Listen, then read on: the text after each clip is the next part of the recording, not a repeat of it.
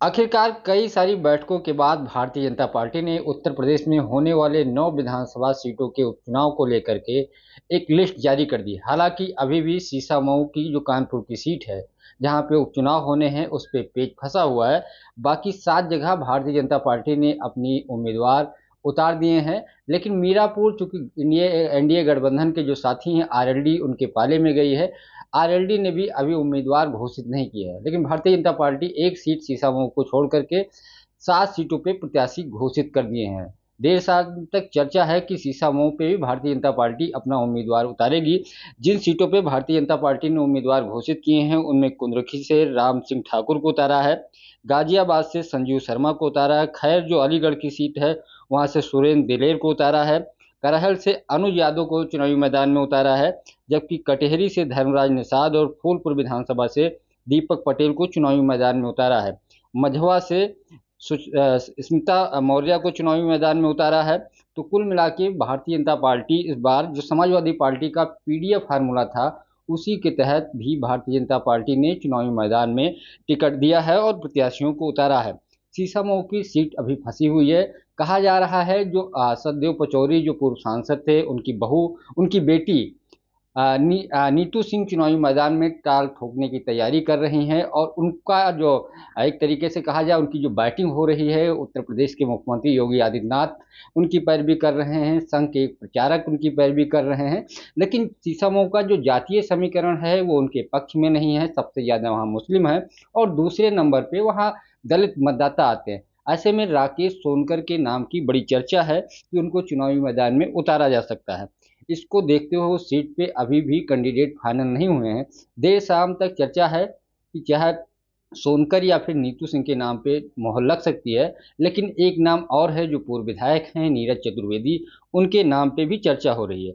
लेकिन सबसे ज़्यादा जो चर्चा हो रही है वो करहल पे हो रही है।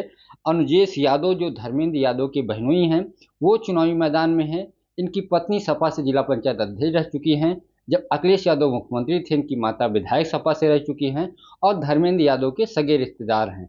और अखिलेश यादव के भतीजे तेज प्रताप यादव वहाँ से चुनावी मैदान में हैं। तो एक तरफ से देखा जाए तो एक तरीके से जो यादव परिवार के बहुत क्लोज जो रिश्तेदार हैं वो चुनावी मैदान में हैं। धर्मेंद्र यादव की बहन की शादी जो है अनुजेश यादव से हुई थी। तो एक तरीके से यादव परिवार के करीबियों के बीच में मुकाबला है, और इस सीट को लेकर के भारतीय जनता पार्टी ने यादव परिवार के ही करीबी व्यक्ति को टिकट दे करके एक बार फिर से करहल की सीट को काफ़ी एक तरीके से कहा जाए कि महत्व दे दिया है। हालांकि धर्मेंद्र यादव ने जब 2019 में अनुजेश यादव और उनका परिवार जब सपा से नाता तोड़ा था, तब ये कहा जा रहा था कि धर्मेंद्र यादव के करीबी या रिश्तेदार भाजपा ज्वाइन कर ली। तब उन्होंने चिट्ठी जारी करके कहा था कि भाजपा का कोई नेता हमारा रिश्तेदार नहीं है, अब वो भाजपा ज्वाइन कर लिए हैं, इसलिए मेरे रिश्तेदार नहीं है।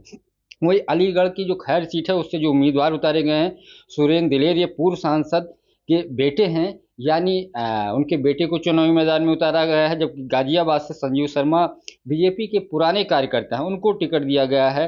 कुंदरुखी से राम बी ठाकुर को जो चुनावी मैदान में उतारा है, ये भी विधायक रह चुके हैं, बीजेपी के पुराने कार्यकर्ता हैं। मझवा से सुष्मिता मौर्य को चुनावी मैदान में उतारा गया है, ये एमएलए रह चुकी हैं। 2022 में ये सीट निषाद पार्टी के पास चली गई थी और इस बार उनको फिर से टिकट दिया गया है। जबकि कटेहरी से धर्मराज निषाद जो हैं चुनावी मैदान में हैं, ये बसपा से कई बार विधायक थे और 2022 में बीजेपी में आए थे, चुनाव लड़े थे लेकिन हार गए थे। इस बार फिर से उनको चुनावी मैदान में उतारा गया है। तो कुल मिलाकर के भारतीय जनता पार्टी ने चुनावी समीकरण जो फिट किया है वो क्षेत्रीय और जातीय समीकरण को ध्यान में रखते हुए चुनावी मैदान में उतारा है। और एक बार फिर से उपचुनाव जो है कहा जाता है सत्ता पक्ष का है, लेकिन समाजवादी पार्टी भी पूरे मूड और पूरी आक्रामकता के साथ चुनावी मैदान में है। हालांकि उत्तर प्रदेश में उसका कांग्रेस से गठबंधन था, लेकिन कल ऐलान हुआ, अखिलेश यादव ने ऐलान किया कि संयुक्त प्रत्याशी जो भी 9 सीटों के होंगे वो समाजवादी सिंबल के होंगे, और एक तरीके से कांग्रेस ने उत्तर प्रदेश चुनाव से दूरी बना ली है। हालांकि अभी थोड़ी देर पहले दिल्ली में कांग्रेस की प्रेस कॉन्फ्रेंस होने जा रही है, जिसमें अविनाश पांडे उत्तर प्रदेश के अध्यक्ष जो हैं अजय राय, वो प्रेस कॉन्फ्रेंस करेंगे, तो चीज़ें और स्पष्ट हो जाएंगी। कुल मिलाकर के लंबी मैराथन बैठक के बाद भारतीय जनता पार्टी की लिस्ट आई है। अब लगातार जो चुनावी दौरे हैं वो शुरू हो जाएंगे। हर विधानसभा में मुख्यमंत्री योगी आदित्यनाथ की 2 जनसभाएं लगाई जा रही हैं, जबकि हर वर्ग के नेताओं को भी कैंप करने का निर्देश दे दिया गया है, क्योंकि लोकसभा चुनाव में भारतीय जनता पार्टी की जो हार हुई, एक निराशाजनक प्रदर्शन था, उसको दोबारा ला करके आत्मविश्वास कार्यकर्ताओं में पैदा किया जाएगा कि भारतीय जनता पार्टी से लोकसभा चुनाव में चूक हुई, लेकिन देखिए एक बार फिर से भारतीय जनता पार्टी उपचुनाव जीत करके साबित कर दिया कि जनता भारतीय जनता पार्टी के साथ है। पंकज चतुर्वेदी, टीवी 9, लखनऊ।